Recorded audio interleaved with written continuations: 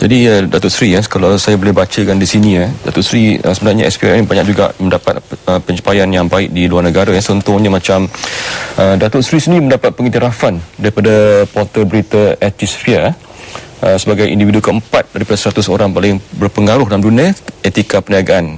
Dan baru ini pula dilantik sebagai ahli lembaga Board of Governors untuk tempoh 6 tahun. Dan pelantikan adalah sempena perhimpunan pertama Akademi Pencegahan Rasuah IACA. Tapi di negara sendiri lain, perseption ni orang terhadap SPRM ni lain. Jadi apa pandangan Datuk Seri sendiri? Soalan tu juga yang saya tanya kepada diri saya. Bagi saya ini adalah bukan satu perkara yang luar biasa, tapi perkara yang agak biasa berlaku dalam negara ni. Saya tengok memang pun banyak perkara di luar negara, ada orang kita yang agak sukses, tetapi di dalam negara mungkin pengiktirafan dia kurang. Walau bagaimanapun, bagi saya ini adalah hasil usaha pihak kerajaan dan juga hasil usaha seluruh pegawai SPRM yang telah menjalankan kerja mereka yang baik. Dan akibat daripada itu, pihak berkaitan, sebagai contohnya dari segi pihak IACA, dia mengiktiraf kita kerana mereka telah datang ke sini dan melihat sendiri bagaimana cara kerja kita. Kita mempunyai satu pusat ataupun akademi pencegahan rasuah yang ditubuhkan pada 2005 sebagai contohnya.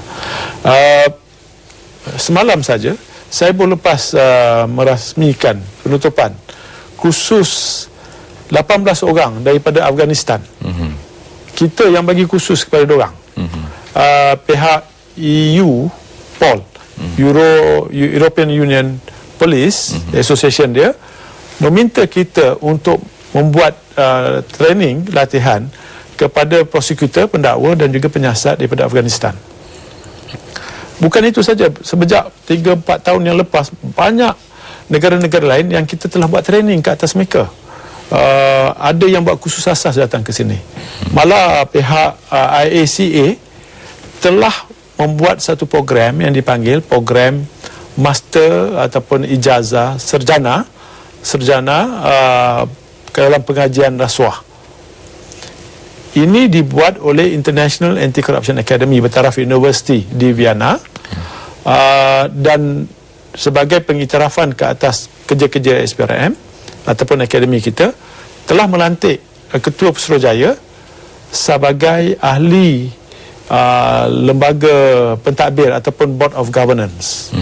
Dan untuk memastikan perjalanan lembaga ini baik, dia melantik Ketua Pusurujaya sebagai timbalan pengusi kepada board ini untuk membantu mereka memastikan bagaimana akademi di Vienna ini dapat berjalan dengan baik. Sebab mereka melihat apa yang berlaku di Malaysia, kita punya pusat akademi kita mendapat pengiktirafan dari banyak agensi. Sebagai contohnya UNIFI, iaitu Institut Antarabangsa yang berpusat di Jepun, World Bank, United Nations, UNODC pun ada juga membuat training-training dekat sini, dan banyak institusi-institusi antarabangsa menggunakan kepakaran kita yang ada di akademi kita. Bagi saya yang paling penting ialah bagaimana kita dapat menerima mereka, kepakaran mereka, dan bagaimana kita dapat membantu mereka. Dan pengiktirafan ini adalah berasaskan kepada realiti.